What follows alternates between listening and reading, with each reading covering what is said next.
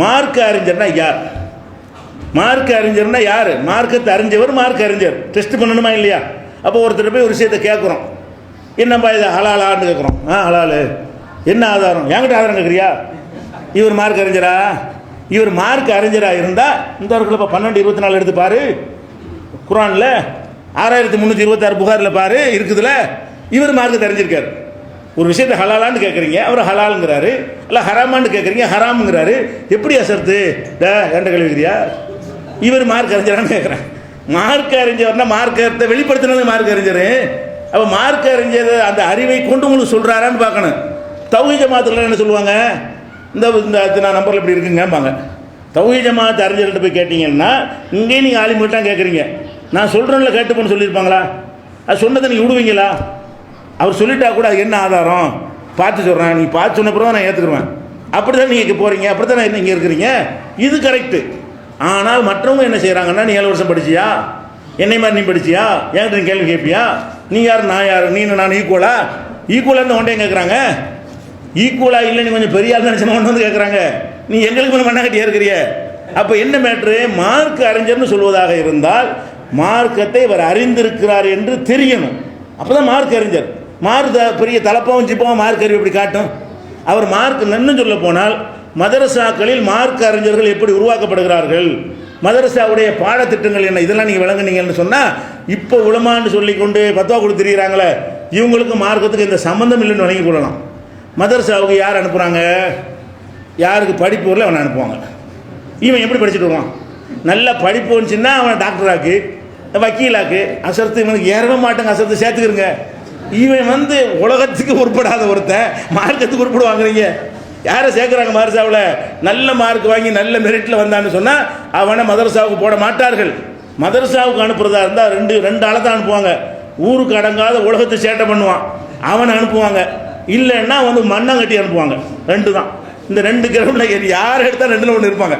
ஒன்று 1ஆம் நம்பர் மண்ணாங்கட்டியாக இருக்கும், இல்லாட்டி 1ஆம் நம்பர் செய்தாமலை பண்ண ஆளாக இருக்கும். இப்படி தான் அனுப்புவார்கள். அப்போ மதரசாவுக்கு அனுப்புனா அவ்வளோ சேட்டையும் பண்ணுவான்.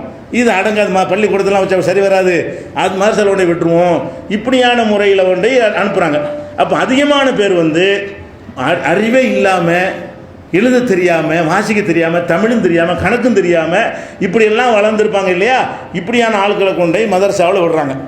அப்போ அதுக்கு ஒரு இல்முக்கு தேர்ந்தெடுக்கிற பள்ளிக்கூடத்தை எல்கேஜிக்கு என்ன இன்டர்வியூ வச்சு எடுக்கிறான். எல்கேஜிக்கு அப்பா படிச்சிருக்காரு அம்மா படிச்சிருக்கான்னு கேட்குறான். அந்த எல்கேஜியில் உங்களை பிள்ளைய சேர்க்கறதுக்கு என்ன மாதிரி எல்லாம் குவாலிஃபிகேஷன் வைக்கிறான். அப்போ பெரிய பெரிய ஸ்கூல்களில் சேர்க்குவதற்கு என்ன மாதிரி தகுதியெலாம் எதிர்பார்க்குறான். அதில் ஒரு கடுகளவு வைக்கிறாங்களா மதரசாக்களில்? இன்னும் தகுதி இருக்கணும்னு, குறைஞ்சபட்சம் ஒரு +2 படிச்சிருக்கணும் என்ற அளவுக்காக தகுதி வச்சுருக்காங்களா? ஒன்றும் கிடையாது.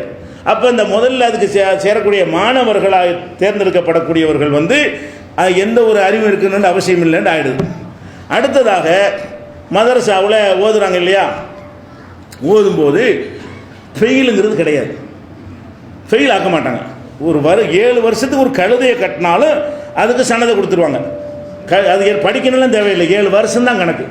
இன்னும் சொல்ல போனால் என்னுடைய கிளாஸ்மேட்டுகளில் சில பேர் என்னோட பட்டம் வாங்கினார்கள், குர்ஆனை பார்த்து ஓத தெரியாது. 7 வருஷத்துக்கு பிறகு அர்த்தம் செய்யறதுக்கு நான் சொல்லலை, குர்ஆனை சரளமாக பார்த்து ஓத தெரியாத 7 வருஷம் ஆன பிறகு கூட ஓதவே தெரியாதவர்களை என்ன செய்கிறாங்க, அவரையும் கொடுத்து இந்த மௌலவி நீ மௌலவி ஆகிட்டேன்னு அனுப்பி விட்றாங்க. அப்போ அந்த ஏன்னு அவ்வளோக்கு மண்ணாங்கட்டி கொண்டு விடுவாங்க. மதரசாவில் கொண்டு விடுறது வந்து அப்போ யாராலையும் மண்டையில் ஏற்ற முடியாது, அந்த மாதிரி ஒரு மண்ணாங்கட்டியாக இருப்பார்கள். இப்படி ஏற்றின காரணத்தினால இவர்கள் என்ன பெரிய தோற்றத்தை வச்சு தான் காப்பாற்ற வேண்டியிருக்கிறது. எதுக்கு இந்த தோற்றம் எல்லாம்? ரசூல் ஸல்லல்லாஹு அலைஹி வஸல்லம் பெரிய மார்க் அறிஞர் தானே, ஜுப்பா போட்டுக்கிட்டு தலப்பா கட்டி தான் இருந்தாங்களா? ஒரு சபையிலேருந்து அவங்களை தனியாக தெரிகிற மாதிரி இருக்குமா? யாருக்கு விஷயம் இல்லையோ அவங்க என்ன செய்வாங்கன்னா கோலத்தை வைத்து ஏமாற்ற பார்ப்பாங்க. இவங்க எல்லாரும் ஒரு டிஃப்ரெண்ட்டாக இருந்தால் நம்ம ஆலிமுன்னு ஒத்துக்குருவாங்க. எதுக்கு அந்த வேஷம்?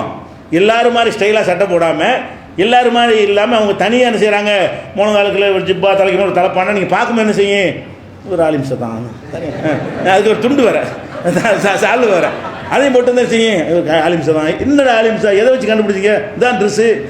அது ட்ரெஸ்ஸுக்கு ஆலிமுக்கு தான் சம்மந்தம் இருக்கா? இல்மு இல்லாத காரணத்தினால தான் தோற்றத்தை கொண்டு நிற்கிறார்கள். இல்மு இருக்கிறவர்கள் இல்மு காட்டுவாங்க. இல்மு இல்லாத ஒரு சபைக்கு போனால் மரியாதை கிடைக்கிறான்னா அசர்த்து வாங்கன்னு எப்போ சொல்லுவாங்க? இதை பார்த்து தான் சொல்லுவாங்க. இதை பார்த்த ஜிப்பா தலப்பா வந்து அசர்த்து உட்காருங்க, பஸ்ஸில் போனால் கூட எந்திரிச்சு இடம் தந்துடுவான்.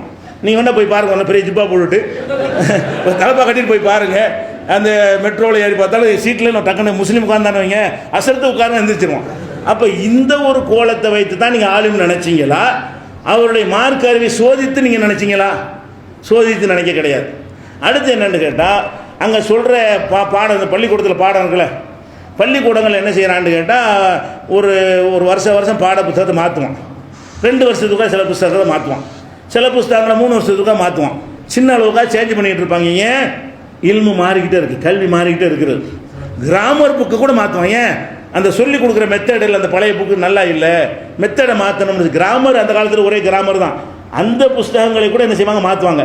கணக்கு ஒரே கணக்கு தான், கணக்கில் பெரிய அறிவியல்லாம் வரல, வந்துருக்கு, சில கணக்கு வந்திருக்கு. அப்போ சாதாரண கணக்கை கூட என்ன செய்வாங்கன்னா அதை மாற்றுவாங்க. உதாரணங்களை மாற்றிக்கிட்டு போட்டு வேறு கணக்கை போட்டு, இவன் முருங்கைக்காய் போட்டு தக்காளிக்கு போட்டு என்ன செய்வான், வேறு கணக்கு புத்தகத்தை அடிப்பாங்க. அப்போ பாட புத்தகங்கள்லாம் மாறுங்க. இவங்களுக்கு மதரசாவில் 500 வருஷத்துக்கு முந்தி எதை பாடம்னு வச்சாங்களோ அதாங்க இன்றைக்கி பாடம். மதரசாவில் உள்ள பாடம் என்னது? குரானை நீ மாற்ற வேணாம், ஓகே, ஹதீஸை மாற்ற வேணாம், வேறு சப்ஜெக்ட்லாம் சொல்லிக் கொடுக்குறீங்கல்ல, எல்லா தலைப்பையும் சொல்லிக் கொடுப்பாங்க. என்ன சொல்லிக் கொடுப்பாங்கன்னு கேட்டால், ஒரு 500 ஆண்டுகளுக்கு முன்னாடி எழுதப்பட்டது. உதாரணமாக ஒரு வானியல்லாம் நடத்துவாங்க மதரசாவில். வானியல் எப்படி நடத்துவாங்க? வானியல் தஷ்ரீஉல் அஃப்லாக்னு ஒரு புக்கு, அது வானியல் பாடம்.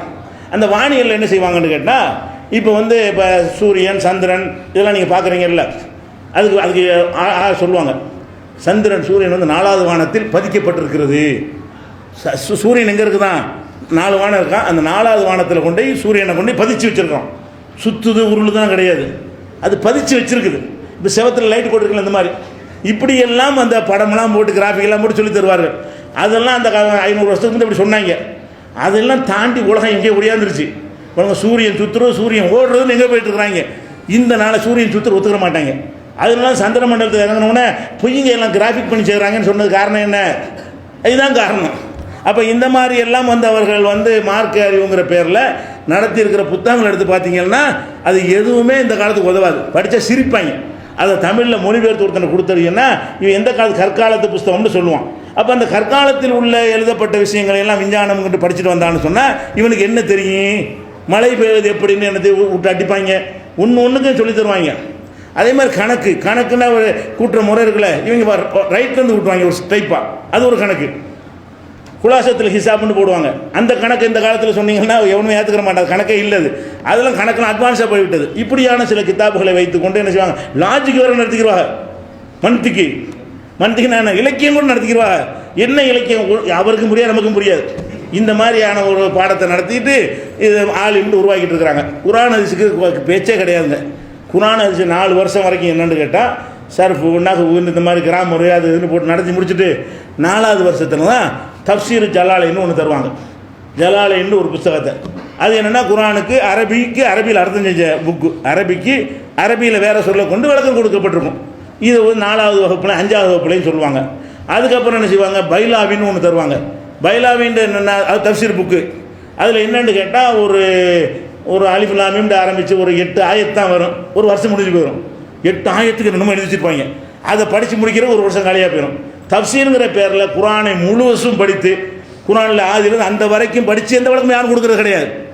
குரானு எடுத்துக்கொண்டு அலிஃப் லாம் மீம் என்றால் என்ன, அலிஃபு என்றால் என்ன, லாம் என்றால் என்ன, மீம் என்றால் என்ன, இப்படியே சம்மந்தம் இல்லாமல் மார்க்கத்துக்கு சம்மந்தம் இல்லாத விஷயங்களை எல்லாம் தஃப்சீர்னு போட்டு என்ன செய்வாங்க, விளக்குவாங்க. இது ஏன் வாவு ஏன் வந்துச்சு, இல்லை மீம் ஏன் வந்துச்சு, இப்படின்னு போட்டு விளக்குவாங்களே தவிர குரானுடைய அகமியத்தை முக்கியத்துவத்தை சொல்கிற மாதிரியான எந்த ஒரு போதனையுமே இருக்காது. ஃபிக்குக்கு மட்டும் கரெக்டாக வந்துடும். எது தொழுகை இந்த மதுஹப் கிதாப் இருக்குல்ல, அது மட்டும் எல்லா வகுப்புலையும் இருக்கும். இப்போ நம்ம உதாரணத்தை சொல்வதாக இருந்தால் அறிவிப்பாளர்களை பற்றி பேசுகிறோம்ல, அறிவிப்பாளர்கள் சரியானவர்கள், இந்த மாதிரியா ஒரு சஹீஹான ஹதீஸு, லைஃபான ஹதீஸு, இதுகளையெல்லாம் மதரசாவில் பாடத்தில் கிடையாது. நாங்கள்லாம் மதரசாவில் இந்தியாவில் உள்ள மதரசாவில் படிக்கவில்லை. வெளிநாடுகளில் உள்ள மதரசாக்களை பாடத்தில் வைத்திருக்கிறார்கள். அது மிஸ்ரில், எகிப்தில், அரபு நாடுகள்லாம் போனீங்கன்னா அதெல்லாம் ஒரு சிலபஸில் உள்ள விஷயங்களாக இருக்கிறது. இதில் ஒரு ஹதீஸுடைய அறிவிப்பாளர் என்ன அதெல்லாம் உங்களுக்கு தெரியாது. சஹீஹ்னு என்னன்னு தெரியாது, லைஃப்னா என்னென்னு தெரியாது, மௌதுனா என்னென்னு தெரியாது, மிஸ்காத்துன்னு ஒரு கிதாப பல தொகுப்புகளை போட்டிருப்பாங்க, எந்த சனதும் இருக்காது, அதை ஓதிட்டு வருவாங்க. புகாரின்னு எடுத்து படிப்பார்கள் கடைசி வருஷத்தில். அதில் ஒரு 50 வயசு கூட ஓடாது. அது ஓடும்போது எப்படி சொல்லிக் கொடுப்பாங்க, ஷாஃபி உஸ்தாதாக இருந்தார்னு சொன்னால் ஷாஃபி மதஹபுக்கு தகுந்த மாதிரி அதுக்கு விளக்கம் கொடுப்பாரு. இது ஷாஃபிக்கு ஆதாரம், நமக்கு ஆதாரம் இல்லைம்பாரு. ஒரு ஹதீஸை வச்சுக்கிட்டு ஹனஃபியாக இருந்தாருன்னா ஹனஃபிக்கு தகுந்த மாதிரி பேசுவார். ஒரு 50 ஹதீஸுக்கு வழக்கம் சொல்லி முடிக்கிறதுக்குள்ளே ஒரு வருஷம் ஓடி போயிடும். இதுதான் பாடத்தில் ஒன்றும் உருப்படி கிடையாதுங்க. அப்போ குர்ஆனை ஆதிலிருந்து கடைசி வரைக்கும் இவர்கள் சொல்லிக் கொடுத்தார்களா? இல்லை. புகாரி முஸ்லிம் போன்ற 2 நூலையாவது ஒரு வருஷத்தில் சொல்லிக் கொடுத்தார்களான்னு கேளுங்க. 7 வருஷத்தில் புகாரி முஸ்லிம் என்ற 2 முக்கியமான நூல்களையாவது 7 வருஷம் படித்து விட்டு இதை படித்துட்டு வந்தான்னு சொல்ல இயலுமா? நீங்கள் தமிழாக்கத்தில் வீட்டில் வைத்து படித்து எத்தனை ஹதீஸை அறிந்திருக்கிறீர்களோ அதில் 5% கூட 7 ஆண்டுகளில் இவர்கள் படித்தது கிடையாது. அப்போ குர்ஆனையும் படிக்காமல் ஹதீஸையும் படிக்காமல் சாபி சொன்னார் ஹனபி சொன்னார் என்று சொல்லி இந்த மாதிரி உருப்படாத விஞ்ஞானங்களை சொல்லி கொடுத்து வர்றதுனால தான் அவங்களுக்கு மார்க்க அறிவு இல்லாமல் இருக்குது. இவங்களுக்கு தெரிஞ்சால் தான் உங்களுக்கு சொல்லுவாங்க. மார்க்க அறிவு நீங்கள் ஆதாரம் கேட்டிங்கன்னா அவனுக்கு தெரியாத வச்சுக்கிட்ட வஞ்சகம் பண்ணுறான், அவனுக்கு தெரியல, அவனுக்கு கேட்டீங்கன்னா தெரியல எந்த ஆயத்தில் இந்த அர்த்தம் இருக்குது, எதை வச்சு இந்த சட்டம் எடுத்தாங்க தெரியாதனால கோபம் வருது. தெரியட்டு கோபம் தானே வரும். நீ கேள்வி கேட்கும்போது ஆதாரம் கேட்டீங்கன்னா கோபம் ஏன் வருது? தெரிஞ்சவன் சொல்லி கொஞ்சம் பெருமைக்காக சொல்லத்தானே செய்வான். தெரிஞ்சவனாக இருந்தால் அதை காட்டிக்கிறதுன்னு ஆசைப்படுவான். இஹ்லாஸ் இல்லாதவனாக இருந்தால் கூட கேட்டான் நம்ம திறமையை காட்டுவோம் அந்த சொல்லி அப்படியாவது விரும்புவானா இல்லையா? அது கூட இவனுக்கு வராது. காரணம் என்ன? தெரியல. தெரியாட்டி இப்படி சொல்லுவார். அப்போ இந்த 7 ஆண்டுகளை இப்படியே படித்து விட்டு வர்றது காரணத்தினால இவங்கள்ட்ட என்ன கிடையாது? மார்க்கத்தை பற்றி குர்ஆனை பற்றி முழு அறிவு கிடையாது. ஹதீஸ்களை பற்றி கிடையாது. ஹதீஸ்களை ஆய்வு செய்யக்கூடிய கலையும் சொல்லிக் கொடுப்பது கிடையாது. நாங்களெல்லாம் படித்து விட்டு வந்து நாங்களாக தேடி நாங்களாக தான் அறிவிப்பாளர்களை பற்றிய நூல்கள்லாம் எடுத்து பார்த்து நாங்கள் தான் தெரிஞ்சுக்கிட்டோம், மொழியை கற்றுக்கிட்டோம். அதை வச்சு நாங்கள் எடுத்துக்கொண்டோமே தவிர இந்தியாவில் உள்ள தமிழகத்தில் உள்ள மதரசாக்களில் இதுகெல்லாம் போதனை இல்லாத காரணத்தினால தான் ஆலிம்னு சொல்லி வரக்கூடியவர்கள் வந்து மார்க்கத்தை அறியாதவர்களாக, ஏதோ கொஞ்சம் மொழி அறிந்தவர்கள் ஒரு 10% பேரும், ஒரு 90% குர்ஆன் ஓத தெரிந்தவர்கள்ங்கிற அளவுலையும் பார்த்து ஓத தெரிஞ்சவர்கள் அளவுலையும் உருவாக்குகிறார்கள். இதுதான் மேட்ரு. இவங்க ஆலிமா வாங்களா? இவங்கள்ட்ட விஷயம் உள்ளவன்ட்டு தானே போய் கேட்கணும். விஷயமே இல்லையே, அது ஒன்று பார்த்துக்கணும்.